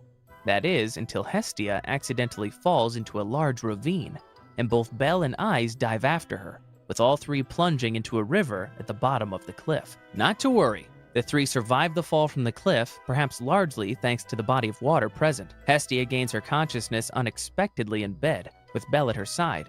He greets his goddess for waking up and reveals that they are currently taking shelter in a nearby village. Because they're now separated from both enemy and ally, and because Hestia needs time to recover, Belle and Eyes decided that it's best to stay there for a while. And it turns out, the village is actually pretty cool. The old village chief, or mayor, Mr. Calm, warmly welcomes the goddess and the 2 adventurers, and even bids them permission to stay as long as they need to. Morning comes in the village, and Belle is busy nursing Hestia back to health, but upon learning that the village is preparing for a festival, Belle is sent to help out with the decorations, at the behest of the goddess herself. Hestia says it's a way to give back to the people's kindness, and so Belle and Eyes participate in the village preparations. It's a nice change of pace after participating in one battle after the next. But while doing so, a certain shrine situated near the borders of the village catches his attention. As he looks further, this shrine containing huge lizard-like scales are found encircling the village. According to the townsfolk, these are the scales of the Black Dragon, who flew over their village, dropping them after being driven out of Ororio by a hero. The scales are the very reason as to why no monster attacks the village, simply because any other monster is afraid of them. It must truly be a living catastrophe for that to be true. Anyhow, although Belle seems more fine with it, Eyes looks at the shrines menacingly, noting how such a beast isn't a god to be worshipped on a shrine. And with that, the two head back to the village. Later on, Mr. Calm reveals that in his youth, he was an adventurer, and seeing Belle's and Hestia's relationship reminds him of the one he had with an old goddess. That goddess is someone he loves very much, and the feeling was mutual, because the goddess had died saving him from harm. What a sad story from an old man who's been through a lot. Anyhow, the festival kicks off later that night, where the nice townsfolk engage in the happy atmosphere given by the festivities. During the festival, Belle asks Hestia's hand to dance, and the two have a grand time of it. Unfortunately, the happiness in the air would quickly dissipate, as Mr. Calm is now lying on his deathbed. The three guests go to see the mayor, where they learn that the goddess he loved, Brigid, is Hestia's close friend. As a sort of granting of a final wish, Hestia uses her powers to allow Calm to see Brigid one last time in his lifetime before passing away. After witnessing the entire thing, it makes Hestia reaffirm her promises to Belle, saying that she will always be with him, no matter what life it is. Belle happily accepts and makes a promise as well, saying he wants to stay with her forever too. The two hug under the starlit sky as Eyes watches them from behind. After paying their respects to the newly buried Calm the next morning, they started to head back to Ororio together. The story then ends with a mysterious monster with a female elvish-like appearance emerging from one of the dungeon walls. That certainly leaves an ominous vibe for the next season. Thanks guys for watching this anime recap. If you liked, make sure to hit that like button and subscribe to the channel.